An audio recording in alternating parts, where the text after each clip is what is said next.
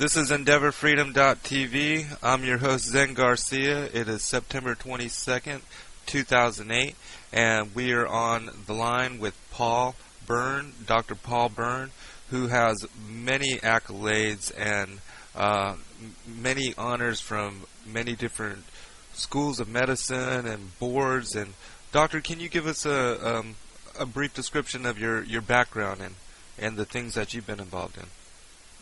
Well, I'm a neonatologist and have been taking care of sick newborn babies for many years. I started a neonatal intensive care unit in 1963. At that time, many babies died of respiratory difficulties and other things associated with prematurity, and there were very few treatments. But we started a nursery at Cardinal Glennon Memorial Hospital in St. Louis. The first year we got 30 babies referred to us, but by the time I left there, we were getting more than 600 babies a year coming from more than 50 hospitals. During that time, we were instrumental in developing and new ways to treat babies. I worked with the space program, the NASA space program, to adapt a blood pressure cuff that was used on the fingers of the astronauts, and we put that on the arms of the premature babies and invented a way to take blood pressure of prematures.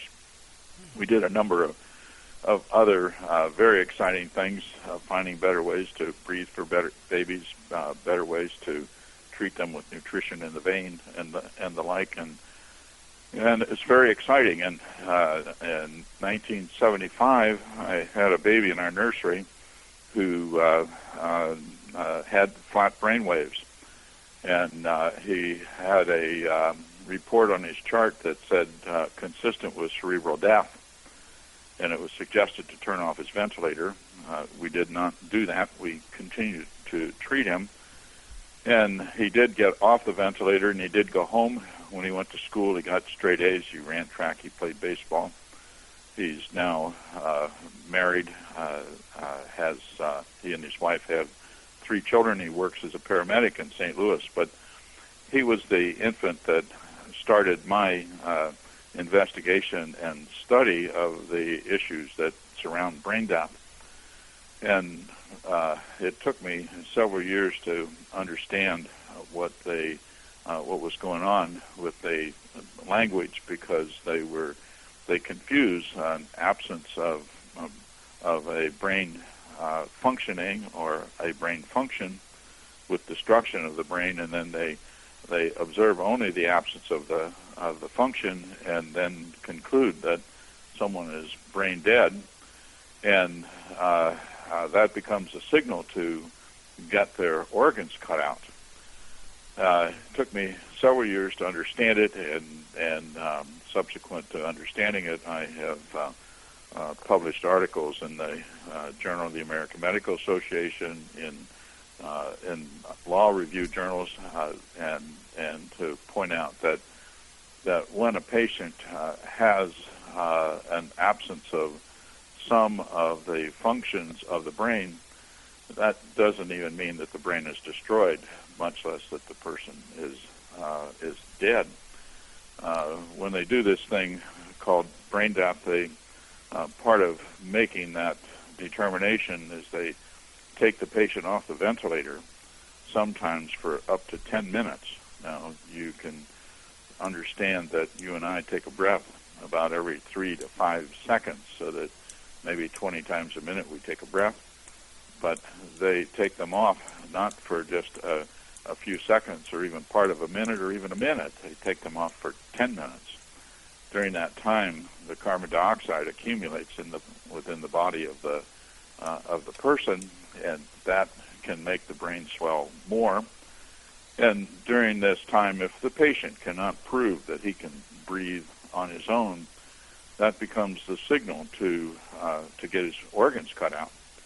Can I ask you something here real quick, Doctor? Just to clarify for our listeners, this show we are going to be covering organ transplantation, organ harvestation, and how people with disabilities have been targeted to increase the pool of supply for available organs. And also we'll touch upon how the living will does nothing to protect your life, and also we'll touch upon Terry Schiavo a little bit and some starvation, dehydration issues.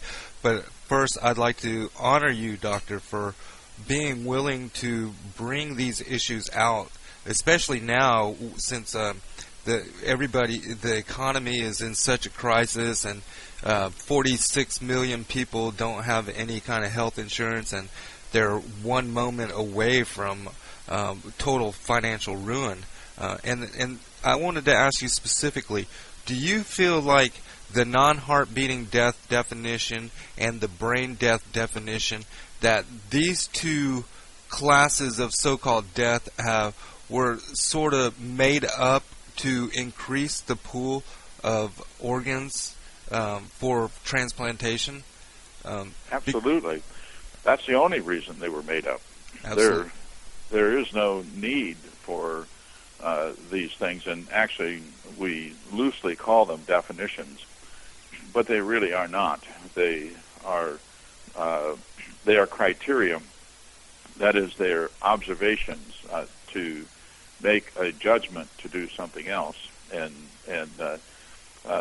definitions, when it comes to life and death, we can get definitions of life, and fact of the matter is we can know it from things that have to do with our own self and things that have to do with observations that we can make on other people. Death, though, is a little more difficult to define because it's an absence. It's a negative. The life that we know is no longer there, and what we have left then is the remains of someone. So while we loosely call them definitions, it's more difficult to define death because it's an absence. When death is there, the remains of someone are left on earth. The corpse, it's empty. The person's gone. Whereas we can know the life of the person, and the person's life is there from conception until the natural end. And of course, if you and I are talking at this time, obviously we're thinking, we're talking, and these are characteristics of only the life of a human person. But there's much more to what's going on to being a living person. The beating heart, the blood pressure, the other things that are going on. Absolutely. Whereas in this thing called the heart beating donors, and that's what they call them, the so-called ones that they call brain dead, which those people are still living. Can you they have a beating. Doctor, can you define both for our listeners that are not familiar with these terms? Can you define the non-heart beating death and also the brain death, and explain to people, because there's a lot of people that are organ donors without understanding what the circumstances and scenarios of being an organ donor in this country really rectifies for your later long-term care, or being in a hospital and just receiving emergency care. Because if you have a living will and you're an organ donor, does that put you at risk to not receive quality emergency care? And just explain those two definitions for our listeners. Let's begin with the difference between the heart-beating donor and the non-heart-beating donor. Okay. The heart-beating donor is what the language is to refer to someone who has been pronounced brain dead. Such a person is not unlike you and me, and then something happens to them. That can be an accident, something. It could be a stroke. Something happens to their brain, and it's not functioning like it was, and those patients are in an intensive care unit and on a ventilator, but their heart's beating, they got blood pressure, they put out urine. If they if you do something to them, they move and squirm. And so they set up different criteria. The first one was called the Harvard criteria, but as that one was published in the next 10 years, they published 30 other sets of criteria. Every one becomes less strict than the previous one. But these patients have an absence of some of the functions of the brain, but their life is supported with a ventilator. They take the ventilator away. That's called the apnea test. That's not helpful to any patient. They take it away for up to 10 minutes, and the patient always gets sicker.